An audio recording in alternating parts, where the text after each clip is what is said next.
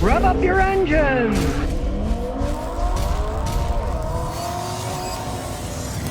Well, I was reading a CNBC article saying Trump's mass deportation plan could threaten workforce and industries from agriculture to healthcare. Right, and they're saying that, well, these foreign-born workers that are here, he's going to deport these illegal immigrants. It's going to really raise heck with our workforce and all this stuff. Well, now, this is where I start to question what these people are talking about. Because a recent study from the Brookings Institution said Trump's immigration policy could reduce 2025 gross domestic product growth by between 0.1 and 0.4 percentage points. Okay, 0.1 is statistically insignificant. And this is their own figures, right? Now they say, oh, it could be $30 billion. Yes, but if it's 1/10 of 1%, it's meaningless. It's not even statistically significant. Now, granted, yeah, there's a lot of farm stuff. They have immigrant workers working cheap, and they are treated poorly, a lot of them. Maybe it's time to up the ante and let the workers get paid a little bit more, have Americans getting jobs there. Everybody's always whining, oh, there's no jobs. Hey, there's plenty of jobs. They could raise the price a little bit. Maybe the middlemen could stop taking their cut. Because if you look at the fact, okay, the price of wheat is $6.22 a bushel. A bushel is 60 pounds. A bushel of wheat makes 45 boxes of wheat flake cereal, right? The farmers are getting $6 for the wheat. A box of cereal probably costs you $6, but a bushel of wheat makes 45 boxes of cereal. So they're already making a fortune. It isn't the farmers and the workers that make our food cost more. It's the greedy middlemen that are making all the money. I never realized it was that insane. $6.22 for a bushel of wheat. That makes 45 boxes of cereal, right? And you're probably paying $6 for the cereal box. And there's 45 more of them out of a book. They're making a fortune, the middlemen. A lot of these figures are just horse manure. They try to scare people. It's really not all that affecting anything. If it even happens, who knows if they will get rid of it. It may never even happen, but if it does, it's not even statistically significant. And like I say, follow the real figures that I'm looking at. The farmers are getting $6.22 for a bushel of wheat, but that makes 45 boxes of cereal that are over $6 a piece. So, yeah, where's the money really going? Well, with Jeep prices high and their lots full of unsold Jeeps, the Jeep dealers are not happy. Now, how did all this come to fruition? Well, here's how it did. First, Fiat bought Jeep, the quality started to go down. Then Stellantis quality went even further down. But the price keeps going up. Now, coronavirus allowed them to raise the price because there were only so many that were built, blah, blah, blah. But they haven't lowered their prices for most of them. They're going to have to eventually. The problem is, the average sale price of a Jeep was $58,000, and that was the industry high in the United States. So they're the most expensive ones, but their quality is crap. Now, take something like a Jeep Gladiator. Those things can be $72,000, and they're made like crap. I had a customer buy one. He made a mistake of buying a Gladiator that had the Italian diesel engine in it. Fiat, Stellantis, European companies, they're putting Italian diesel. He went through 3 freaking engines. Now, they were under warranty, but that says what crap they're making, right? So they're making garbage and they're asking too much money for it. You can get away in the short run. That's what Stellantis did. Coronavirus and stuff, they raised the price. They can't make as many cars, so we'll charge more money. And they got away with it. But now, there's too many of them around. They're too expensive, and they're lying around. You know what I say? Carlos Tavares left, obviously. He screwed up Jeep and Stellantis, everything. He just quit. Oh, I can't take this anymore. Well, he probably got a golden parachute, too. No, now that stuff works, right? But Jeep, their quality's been going down since Fiat bought it. It's kind of funny because when Mercedes bought Chrysler, Jeeps actually started to go up in quality. They put some good transmissions. They were actually going up, but then Fiat came and then Stellantis. So it's no surprise that they can't sell the things. The dealers are mad because if you don't know how dealers work, they don't own the cars on the lot.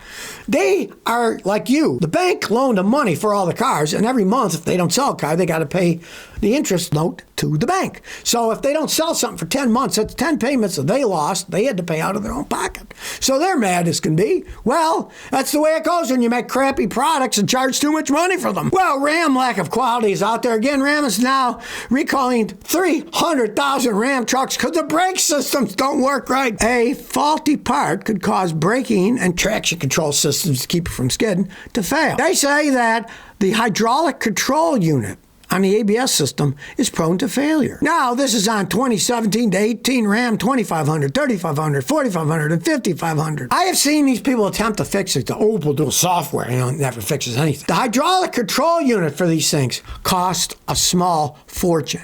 And there's no way I can see a failing company like Stellantis and Ram replacing hundreds of thousands of these units that cost thousands of dollars a piece to replace. So it'll be another one of these scams probably. We reprogrammed it, that says fix the problem, blah, blah, blah. But it just shows the lack of quality with this company. Let's face the facts. Ever since Fiat and Stellantis took over Ram, the quality's been going downhill. Anybody that understands cars will tell you that. They don't understand Americans. They obviously don't know how to make things either. Chrysler always did. Ram did have problems to begin with, right? It's not like it was a perfect company, but it seems to be getting even worse.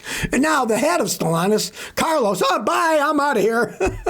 I'll go sit in the Riviera for a while. Who needs the pressure of this business? Well, if you wonder what the highest mileage Toyota out there is, one guy claims to have the highest mileage one. It's a Toyota Tacoma with 1.6 million miles on it. And here's the thing. The original engine lasted 880,000 miles. Not bad for the original engine, right?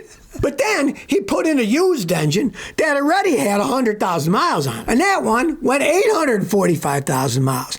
But the transmission did even better. It's an automatic transmission. I tell people, Toyotas make good automatic transmissions. The automatic transmission had 1.3 million miles on it before it broke and he had to replace another one. Now that's what I call reliable. Unfortunately, Toyota's now putting turbos in those things. They're not going to last as long. Their quality isn't as good as it was back in the day. The level of technology is getting higher and higher, making them harder to fix when they do break down.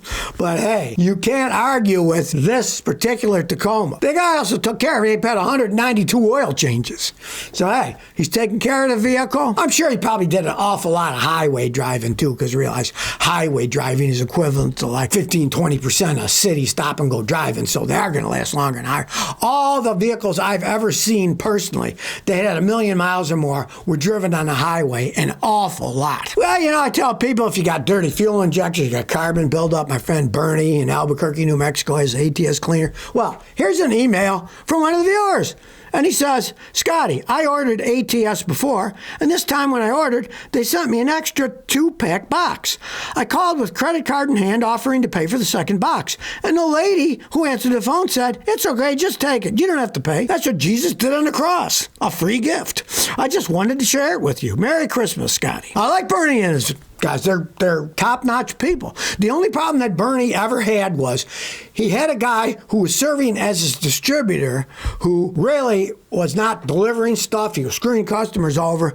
And Bernie has just cut all of his relations with that guy, and he's selling it direct himself now out of New Mexico. So you want to deal with them. You don't want to deal with this other company because it just screwed Bernie over 7 ways to Sunday. But it shows you what nice people these are. And it is a great product, ATS fuel injector cleaner. Nobody pays me to say it. I know that it works because I use it, and I use it on customers' cars, and people that buy it say, whoa. One guy even sent me a thing. He said, I'm getting 3.5 miles a gallon better gas mileage after I use this. The stuff actually works, and they're very nice people. So if you're looking for a cleaner, ATS, Albuquerque, New Mexico. They make a engine flush that's the bee's knees too. If your engine gunk, somebody didn't change their oil enough and it's all gunked up, that works just as well. Well, if you saw the other day, they stopped producing the Cyber trucks for a few days. Well, there's something wrong, and now people are beginning to figure out what it is. It looks like it is the battery. They have these huge thousands and thousands of pounds electric batteries, and that was supposedly Tesla's big, fancy new cylindrical battery system called the 4680 batteries, but they've had problems with them. They make them, they produce them themselves, and they can't make enough of them, and they can't make them fast enough, and they can't make them so they last. The Gigafactory Texas could only make 24,000, and that's 1/10 of what Elon wanted to sell. He wanted to sell 240,000 of these Cybertrucks a year. Now, that's not working out too well because people bought them, they don't like them, they've had all kinds of problems. He had like 1 million reservations, but like 1 or 2% of the people actually bought the things, and the rest just said, no, I don't want to buy that stupid thing after I've seen how they are. One critic even said Elon Musk gave his battery team till year's end to handle production problems with these batteries. Well, it's middle of December now. It's near the year's end. We'll see what happens next year, but it doesn't bode well for the Cybertruck amongst other problems that it has. They can't make enough batteries for the stupid things. Does anybody have a long-term idea about this stuff? They just whip it out, throw it out. Hey, let's see what happens. So if you never want to miss another one of my new car repair videos, remember to ring that bell.